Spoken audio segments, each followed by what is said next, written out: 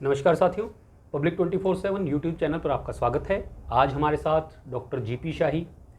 बड़े दिनों के बाद आज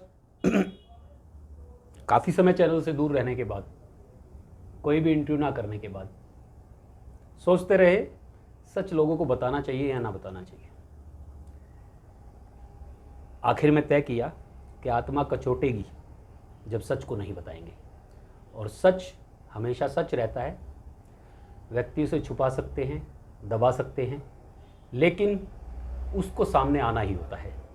तो सच को आपके सामने प्रस्तुत करने के लिए एक बार फिर से शाही जी, आपका स्वागत है हमारे चैनल पर। शाही जी, असदुद्दीन ओवैसी, उसका ये कहना कि एक हिजाब वाली महिला भारत की प्रधानमंत्री बनेगी, इसकी आड़ में क्या असदुद्दीन ओवैसी अपनी उस दबी हुई इस्लामिक राष्ट्र की मांग को तो नहीं उभार रहे हैं? देखिए, प्रश्न तो बहुत ही गंभीर है और उसका खुलासा भी हो चुका है। शायद आपको मुदगल जी नई आपकी जानकारी में हो, लेकिन उसका खुलासा हो चुका है। विदेशी ताकतों के अंतर्गत जो सेक्युलर जस्टिस के लोग हैं, जो पाकिस्तान और कनाडा में बैठे हुए हैं, वहाँ से शाहीन बाग की तरह इसको भी एक मुद्दा बना करके इस देश को अस्थिर करने का काम प्रारंभ हुआ है। जहाँ तक हैदराबादी ओवैसी की बात है, तो ओवैसी का पूरा खानदान, इनके बाबा परदादा, अब्बा जान, दादा जान, ये लोग तो हमेशा हिंदुस्तान के खिलाफ ही रहे। मजबूरी थी पटेल जी की कार्रवाई की कि ये हिंदुस्तान में जुड़े और इनको जुड़ना पड़ा। सिर्फ ओवैसी की ही बात नहीं है, बात अगर आप देखें तो तौफीक रजा जो मौलाना हैं, उन्होंने भी बहुत ही घटिया बात की है। उनकी बात तौफीक रजा की कि घूंघट पे क्यों नहीं बात करते, हिजाब हमारा अधिकार है। तो भाई, तुम्हारा अधिकार हिजाब है तो हिजाब को सड़क पे पहनूं, हिजाब को अपने यहाँ होने वाले फंक्शन में पहनूं, लेकिन ये कहना तौफीक रजा का कि हमारी बेटियों को लोग ठीक से देख नहीं पा रहे थे, इसलिए इन लोगों ने ये किया, हिजाब के कारण उनकी सुंदरता दिखाई नहीं पड़ती है, इसलिए ये हो रहा है। अरे भाई, तुम्हारे यहाँ तो बेटी बहू का कोई मतलब ही नहीं है। तुम्हारे यहाँ तो बेटी भी तुम्हारी बीबी है और बहू भी तुम्हारी बीबी है। तो ऐसी स्थिति में ये जो खेल हो रहा है, उसमें आप देखें तो अभी एक हम देख रहे थे एक वीडियो कि इस के जो ये कुचक्र रचा गया है, इसके पीछे इस देश को इस्लामी राष्ट्र बनाने की बात आप कर रहे हैं। यहाँ तो उन लोगों ने इसका नाम भी रख दिया उर्दूस्तान। उर्दिस्तान नाम भी हिंदुस्तान का इन लोगों ने रख दिया है विदेशों में बैठ के, कि ये जब इस्लामिक देश बनेगा तो इसका नाम क्या होगा। आपको कुछ पता ही नहीं है, किसी को कुछ जानकारी नहीं है। देश के लोग सो रहे हैं, हिंदू सो रहा है। यहाँ के भारतवर्ष के 9-10 राज्य में हिंदू जो है वो अल्पसंख्यक हो चुका है, और जब अल्पसंख्यक हो गया, लेकिन जिन राज्यों में मुस्लिम इस बहुसंख्यक है वहाँ भी उन्हें अल्पसंख्यक का लाभ मिल रहा है। ये कौन से संविधान के अंतर्गत चल रहा है? भारतीय संविधान के अंतर्गत ही पूरे देश की व्यवस्था चलनी चाहिए। और अब समय आ गया है, सनातन बोर्ड पुरजोर तरीके से पूरे देश में एक माहौल खड़ा करेगा। देश में ऐसी विषैली जहरीली ताकतों के खिलाफ और भारत का नेतृत्व करने वाले शासकों को ये मैं कहना चाहता हूँ, चाहे भी किसी की भी सरकार हो, आएगी जाएगी, लेकिन भारत में एक नियम, एक कानून, एक विधान, एक संविधान के अंतर्गत ही अब चलना चाहिए। इसलिए ओवैसी की जो मंशा है कि हिजाब वाली एक दिन प्रधानमंत्री बनेगी, अरे भैया हिजाब वाली प्रधानमंत्री का सपना वो छोड़ दें।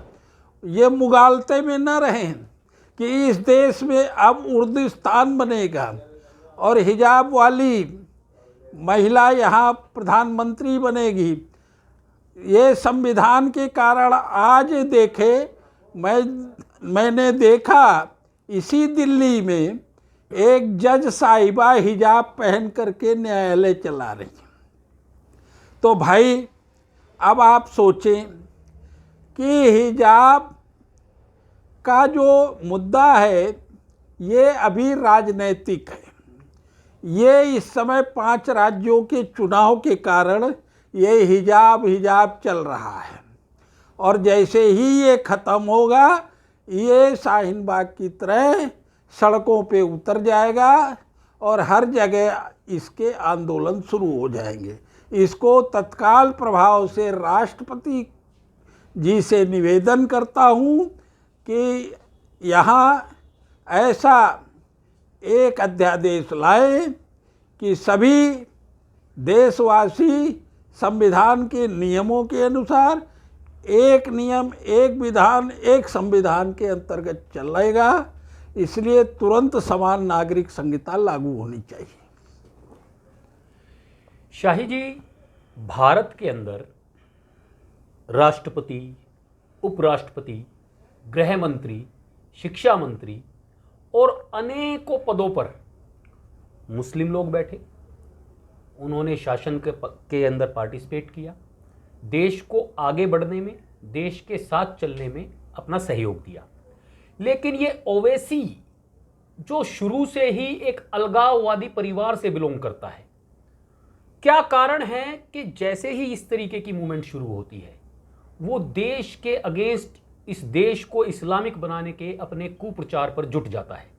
क्या इस मूवमेंट का फायदा उठाकर इस देश को इस्लामिक राष्ट्र बनाने की साजिश कुछ बाहर की शक्तियों के माध्यम से की जा रही है? ऐसा नजर तो नहीं आ रहा है?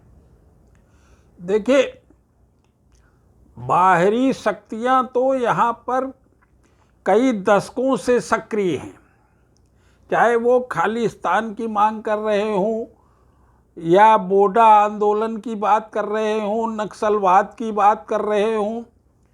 यहाँ पर मैंने आपको बताया कि उर्दुस्तान बनाने की इनकी मंशा पहले से जग जाहिर हो रही है, हो गई है, उसके इंटरव्यू आ गए हैं।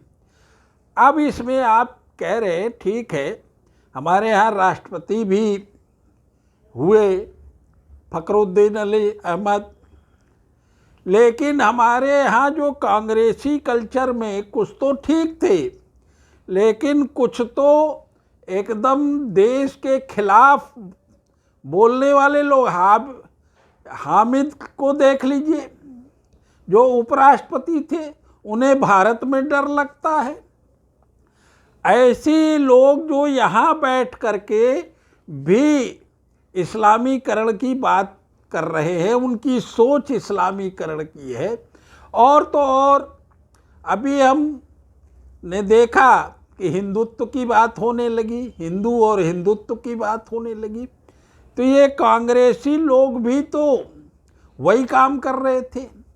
अन्य जो पार्टियां हैं तुष्टीकरण के नाम पे वे मंदिरों का विरोध करते हैं और इंशाअल्लाह इंशाअल्लाह आमीन आमीन करके चादर चढ़ा रहे हैं। यहाँ दिल्ली में आप देख लें तो मौलवियों को वेतन दिया जा रहा है और हिंदू मंदिरों का तिरस्कार हो रहा है। तो ये सारी चीज़ें अगर आप देखें तो ये सब इस्लामीकरण करने की ओर भारत में तुष्टीकरण की राजनीति करने वाले हिंदू नेता खुद अपनी जमीर को मार चुके हैं। इनके अंदर कोई जमीर नहीं बचा है और ये लोग खुद इस्लामीकरण करवाने पर तुले हुए हैं। ऐसे में इन राजनीतिक नेताओं और दलों का भी बहिष्कार करना चाहिए। हिंदुओं को अब खुल करके सामने आना चाहिए, तब जा कर के। और ये ओवैसी फैमिली या ममता बनर्जी को लोग ममता बानो कहते हैं, मुलायम सिंह को मौलाना मुलायम कहते हैं, अखिलेश को अखिलेशुद्दीन कहते हैं। तो ये सब ऐसी भाषाओं का प्रयोग जनमानस क्यों कर रहा है? इनके कर्मों के कारण ही तो कर रहा है।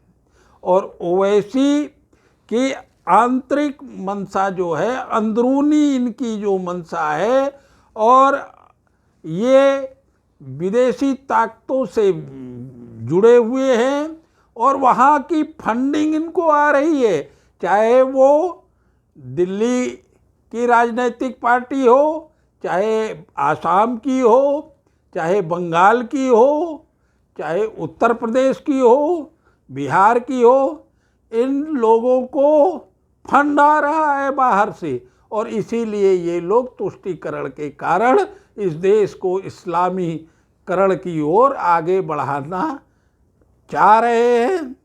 ये तो जब तक है तब तक तो इनके मजे हैं, ये जान रहे हैं, तब तक भारतीय संविधान रहेगा और हमारा तो कुछ बिगड़ने वाला नहीं।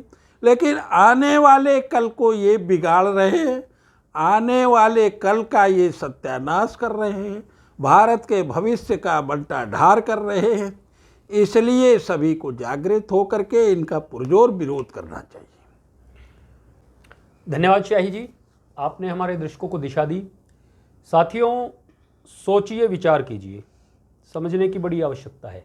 गंभीर परिस्थितियां हैं इस देश में। इस देश के अंदर से ऐसे कहने वाले लोग आज भी मौजूद हैं जो पाकिस्तान बनवाने में सहयोगी रहे। उन्होंने पाकिस्तान बनवाया। पाकिस्तान आज एक इस्लामिक राष्ट्र के तौर पर स्थापित है। भारत संवैधानिक राष्ट्र के तौर पर, लोकतांत्रिक राष्ट्र के तौर पर स्थापित है। लेकिन उस संवैधानिक राष्ट्र को कुचलने की मंशा से कुछ लोग उसे भी इस्लामिक राष्ट्र बनाने की मंशा से इस प्रक्रिया में भागीदारी कर रहे हैं। उन लोगों को देखना है, समझना है, ऐसे गद्दार लोगों पर नज़र रखनी है। जय हिंद, जय भारत।